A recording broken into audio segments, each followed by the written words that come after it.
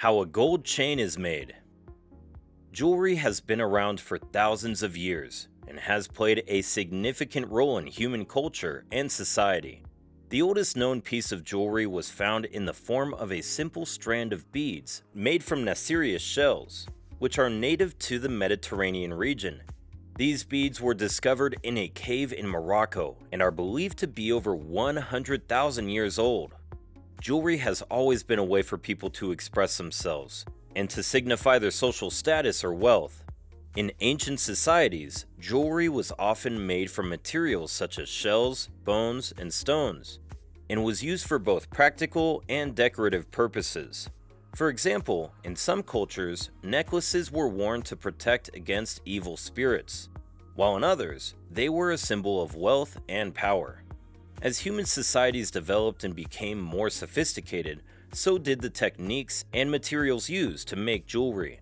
Gold, silver, and precious stones became popular materials for jewelry, and techniques such as casting, engraving, and enameling were developed to create intricate and ornate pieces. Jewelry is an important part of many cultures around the world and is worn for a variety of reasons, including personal style, cultural tradition, and as a symbol of love and commitment. On today's episode of Need for Knowledge, we're going to tell you all about gold chains, from their historic origins to how they're handmade by skilled artisans.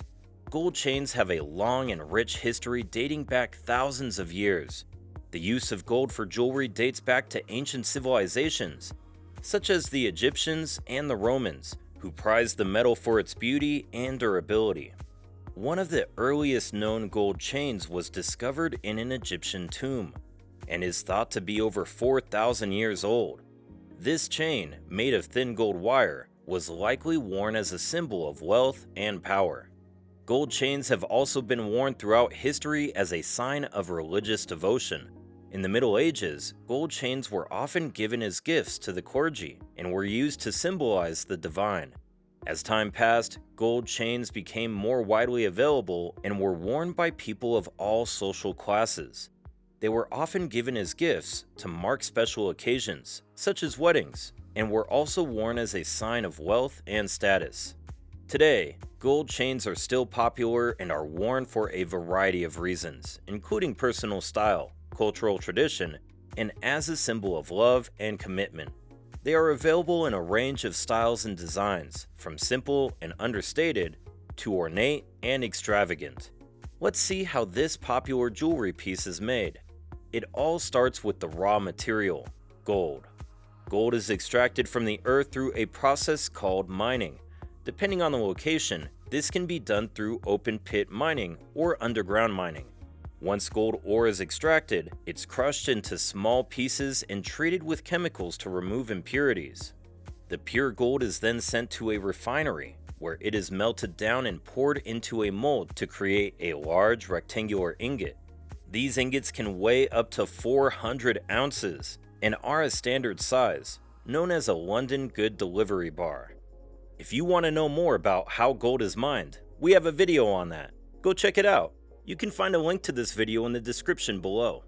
Moving on, from there, the ingots are sent to a rolling mill, where they are pressed and stretched into thin sheets. The sheets are then cut into smaller pieces and sent to a wire drawing machine. The wire drawing machine pulls the gold wire through a series of small holes, each one slightly smaller than the last until it reaches the desired thickness. Next, the wire is placed onto a mandrel, a tapered rod used to shape and form metal or other materials. In jewelry making, a mandrel is used to form rings or chain links. Mandrels are used in a variety of industries, including jewelry making, blacksmithing, metalworking, and for manufacturing tires, tubes, and other rubber products. Once the wire is shaped into the desired chain link, it's ready for soldering. Soldering is a process that involves joining two metal pieces together by melting and flowing a filler metal called solder into the joint. The filler metal has a lower melting point than the base metal, so it can be melted and flowed into the joint without melting the base metal. Soldering is frequently used in jewelry making to join small metal components together, such as chain links or beads. It is a preferred method for joining metal because it creates a strong, permanent bond and does not require the use of heat or pressure to form the joint. To solder, a soldering station is typically set up with the gas torch, a soldering block, and a soldering pick. The metal pieces to be joined are placed onto the soldering block and heated with the torch until the soldering pick can easily glide through the joint, connecting the two pieces together. After the chain is fully soldered, it's time for polishing. Polishing a gold chain involves using abrasive materials and tools to remove scratches, imperfections, and tarnish from the surface of the chain. The goal of polishing is to give the chain a smooth and shiny finish. Gold chains can be polished by hand or by using a polishing machine. Hand polishing involves using a polishing cloth or buffing wheel and a polishing compound to polish the surface of the chain. The polishing compound is applied to the cloth or buffing wheel and then rubbed onto the surface of the chain.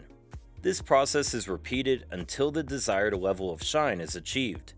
It can be time-consuming, but hand polishing gives the artisan a high level of control for more detailed polishing in the nooks and crannies of the chain. Polishing machines use a variety of abrasive materials and spinning brushes to polish the surface of the chain. The chain is placed into the machine and rotated against the abrasive materials until it's polished to the desired level of shine. Both methods require patience and attention to detail to achieve a smooth and shiny finish on the gold chain. The process can be time-consuming, but the end result is a high-quality piece of jewelry, one that looks beautiful and lasts for many years. And there you have it, a beautiful gold chain, ready to be displayed in a jewelry store and worn with pride. Gold chains can vary significantly in price depending on a variety of factors, including the type of gold used, the thickness, and design of the chain, along with the overall quality of the piece. 10K gold is the least expensive and contains the lowest amount of pure gold, while 18K gold is the most expensive and contains the highest amount of pure gold. The cost of a gold chain will increase as the carat rating, a measure of the purity of gold, increases. Thank you for watching this episode of Need for Knowledge, and we will see you in the next one. Don't forget to hit the like button and subscribe for new videos.